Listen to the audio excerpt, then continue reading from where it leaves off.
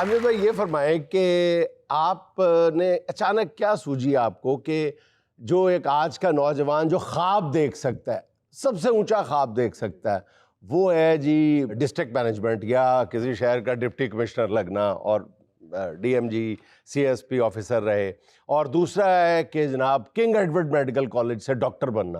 آپ نے دونوں چیزیں حاصل کیں اور پھر اچانک پلٹ کے وار کیا اور انسانیت کی خدمت کی طرف آ گئے. یہ کیسے اتنا بڑا یہ معجزہ رونما ہوا آپ کی زندگی میں؟ ناقابل یقین ہے یہ.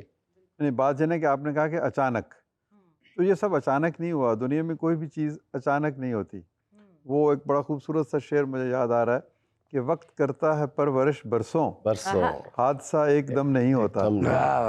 تو یہ جو کچھ بھی ہوا اس کے پیچھے بہت سی سوچ, بہت سی فکر, بہت سے ذاتی معاملات اور اپنا مطالعہ, اپنی ذات کے بارے میں جاننا, معاشرے. اور یہ حادثہ آپ کے معاملے میں تو ہے کہ حادثہ ایک دفعہ نہیں ہوتا, دو دفعہ ہوتا. پہلے آپ نے ڈاکٹری چھوڑ کے سول سروس کی طرف آئے, پھر سول سروس چھوڑ کے آپ خالصتاً انسانی خدمت کی طرف آئے. جو جب آپ نے ڈاکٹری چھوڑی تو کیا مریض نے فیس دینے دیے بغیر بھاگ گیا تھا, کیا ہوا؟ وہ میں نے جب میڈیسن کی نا, دیکھیں وہ اس زمانے میں والدین کی چوائس ہوتی تھی کہ ہمارا بچہ کیا بنے گا. انہوں نے کہا جی ڈاکٹر بن جاؤ. ڈاکٹر ہم بن گئے.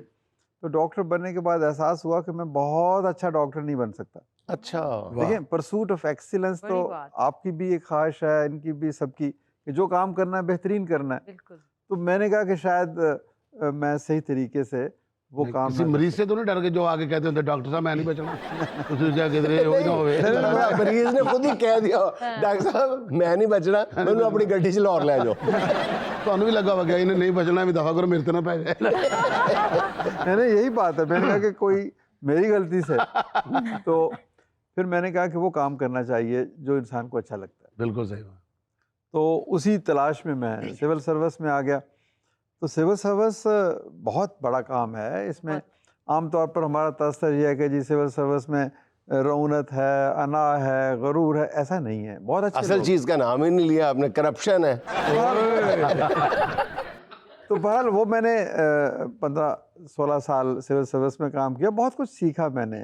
مطلب دیٹ واز اے ویری, جسے کہتے ہیں نا, ایک نرسری تھی کہ مسائل کیا ہیں, دکھ کیا ہے, غربت کیا ہے, ترقی کیسے کرنی ہے, بڑا ملک کیسے بننا ہے, گورننس کو امپروو کیسے کرنا ہے. لیکن اسی دوران پھر یہ احساس ہوا کہ میں کوئی اور کام کروں تو وہ شاید اس سے زیادہ اچھا کر سکتا ہوں. یعنی ڈاکٹر صاحب دیسی لفظوں میں کہا جائے کہ تسی ایک جگہ سے ٹیک کے نہیں ٹھیک. ڈاکٹر صاحب اب آپ کو کب یہ احساس ہوگا کہ انسانی خدمت کے جس شعبے کا آپ نے انتخاب کیا ہے اس میں مس فٹ ہوں, ٹھیک نہیں ہوں, کوئی اور کام کروں؟ وہ اس لیے تنگ پہ جاؤ گے تسی جلدی, اس لیے کہ اپنا خوش ہوں. اچھا آپ مطمئن. الحمدللہ مجھے ایک روحانی, جیسے کہتے ہیں نا, قلبی مسرت کا احساس ہوتا ہے. اچھا ڈاکٹر صاحب یہ فرمائے گا کہ جب آپ نے یہ فیصلہ کیا سول سروس کو خیر بات کہنے کا اور اس شعبے میں آنے کا, ٹپکل خالصتاً انسانی خدمت کے شعبے میں قدم رکھنے کا, تو پھر یہ سفر کیسے شروع ہوا؟ پہلا سٹیپ آپ نے کیا اٹھایا تھا انسانی خدمت کے حوالے سے؟ اخوت تک کا سفر کیسے طے ہوا؟ پھر اخوت سے اخوت یونیورسٹی, پھر یہ سارا معاملہ تھوڑا سا بریفلی ہمیں بتائیں تو صحیح. ایسے کہ یہ اس سے میرے ریزگنیشن سے پہلے ہی ہم نے اخوت کا تصور ہمارے ذہن میں تھا اور ہم نے کام شروع کر دیا تھا. تو جب 2-2.5 سال وہ کام ہو گیا تو پھر میرے پاس تھا راستہ اب یہی کہ بھئی 2 کشتیوں میں پاؤں نہیں رکھ سکتے, یا تو یہ کام کریں یا پھر حکومت کا کام کریں. تو الٹیمیٹلی جب میں نے کیئرفلی وے کیا تو مجھے لگا کہ یا آپ نے سوچا حکومت کا کام کریں یا اخوت کا کریں؟ اور سر ویسے بھی پہلے سٹیپ کی بات آپ وکی صاحب سے اچھی نہیں کسی سے پوچھ سکتے. پھر میں نے کہا کہ 2 کشتیوں میں تو پاؤں نہیں رکھ سکتے, تو پھر ایک کو چھوڑنا پڑے گا. دیکھیں میں نے کہیں پڑھا تھا کہ نئی دنیا اسی کو ملتی ہے جو پرانی دنیا کو چھوڑنے کے لیے تیار ہو. بڑا حوصلہ چاہیے. کولمبس دیکھیں نا, کولمبس اگر وہ نہ چھوڑتا تو نئی دنیا امریکہ کیسے دریافت کرتا ہے. لیکن وہ سب کو بھی نہیں ملتی ہے, مل جاتی ہے, یہ قسمت والوں کی ملتی ہے. نہیں یہ تو اللہ کی مہربانی ہوتی ہے. دیکھیں میں آپ کو ایک اور بات بتاؤں, آپ کو دیکھ کے مجھے کہاوتیں یاد آ رہی ہیں.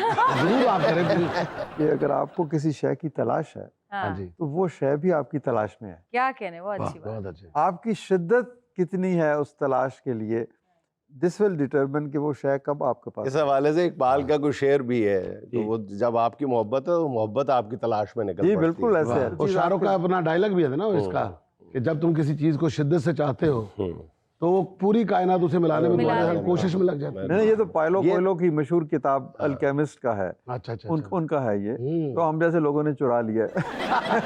پہلا سٹیپ کیا تھا ڈاکٹر صاحب اخوت کا؟ کھانا کھلانے سے آپ نے یہ کام شروع کیا؟ جی نہیں, سب سے پہلے ہم نے قرض دینے سے شروع. قرض دینے, وہی میرے ہم نے کہا کہ ایک خاتون کو 10,000 روپے, اس نے کہا میں بیوہ ہوں, بھیک نہیں مانگوں گی, تو مجھے آپ 10,000 روپے دیں, میں سلائی کی 2 مشینیں خریدوں گی اور 6 مہینوں میں پیسے واپس کر دوں. اور 6 مہینوں کے اندر ہی وہ واپس آ گئی, اور اس نے کہا کہ جی اب میرے گھر میں بچے پہلے آدھی روٹی کھاتے تھے, اب پوری روٹی کھاتے ہیں. میں نے مشین پہ کام کیا, میری بچے اسکول جانے لگ پڑے, اور میں نے 10,000 بھی بچا لی ہیں, آپ سے جو قرض لیا تھا یہ لیں واپس.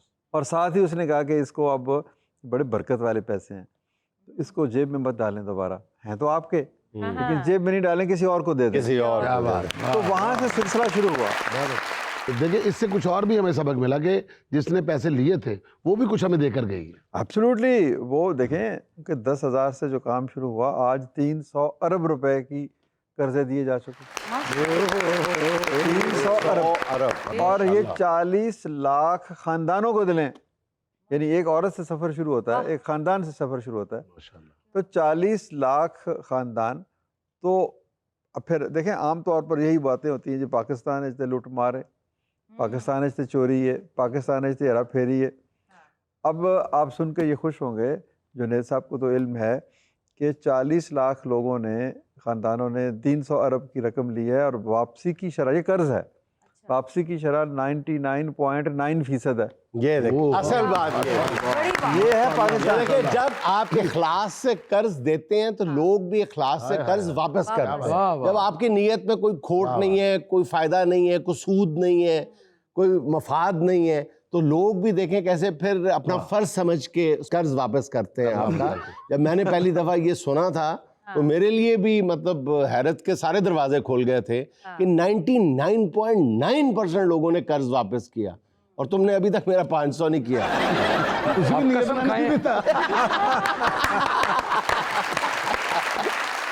میں نے اسی نیت سے دیا تھا کہ نہیں کرنا. سارے انہوں نے کدھر اپنے پیچھے لا بیٹھنا, اور ڈاکٹر صاحب نے پیچھے لانا ہے. ڈاکٹر صاحب نے شو ختم کر کے ادھر جانا ہے تو تسی ایتھے بیٹھا رہو, میرا نام ہٹا دینا. انہیں اٹھنے کہنا اللہ دی راہ تے کرزا دے دیو. اللہ دی راہ تے کرنا. جنید صاحب تھوڑے 500 نہیں ملن گے, لیکن اسی انہوں 50,000 بھی دیں گے تو دے گا واپس. اچھا ڈاکٹر صاحب, اس سفر میں, اس مشکل اور کڑے سفر میں, یقیناً یہ ایک مشکل سفر ہے, بے شک آپ نے اس کو آسان بنایا, اور ظاہر ہے آپ بینکر نہیں ہیں بیسیکلی, لیکن بیوروکریسی میں ایک لمبا عرصہ گزار کے آپ کو فنانس کی شد بود ضرور ہوئی.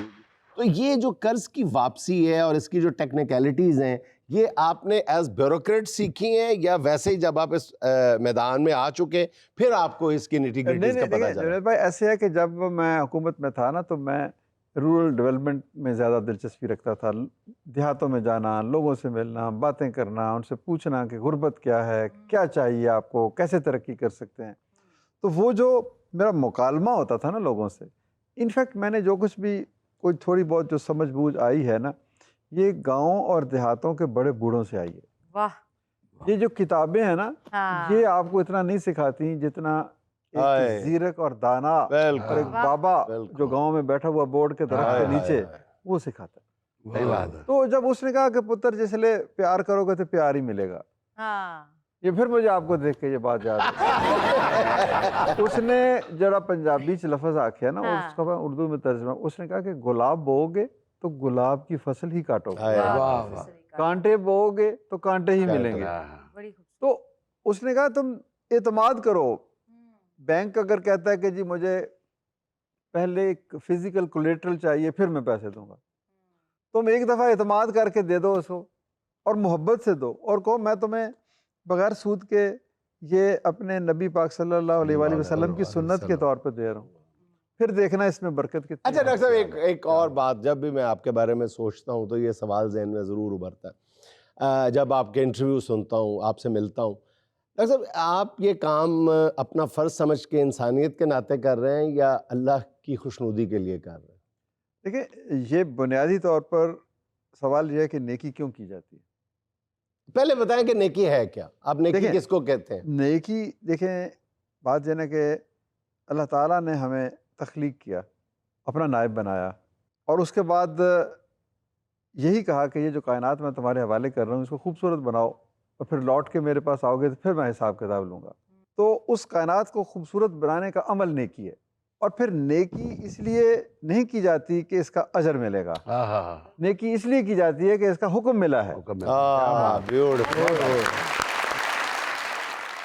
صاحب, ہلال امتیاز, ستارہ امتیاز, بڑا امتیاز, چھوٹا امتیاز, پتہ نہیں کون سا ایوارڈ ہے جو آپ کے دل میں رہ گیا ہو کہ یار یہ ایوارڈ بھی مل جائے, لوگوں کی محبت سب سے بڑا. اس کے علاوہ آپ کبھی تو خواہش ہوتی ہوگی نہیں یار یہ بھی ہو جاتا تو میری ریکگنیشن ہو جاتی کبھی زندگی میں؟ دیکھیں بات یہ ہے نا کہ میں یہ ہمارے پروگرام آپ کا لاکھوں لوگ سن رہے ہیں, نوجوان بھی سن رہے ہیں, تو میں قائد اعظم کی بات کہتا ہوں. قائد اعظم سے کسی نے پوچھا کہ تم اتنی عمر میں صبح و شام یہ کام کرتے ہو اور ان لوگوں کے لیے کرتے ہو جو شاید تمہیں اس کا صلہ بھی نہ دیں, تو قائد اعظم نے کہا کہ نہیں, میں ان کے لیے نہیں کر رہا, میں صرف ایک لمحے کے لیے کر رہا ہوں. وہ لمحہ اور ایک فکرہ سننے کے لیے کر رہا ہوں.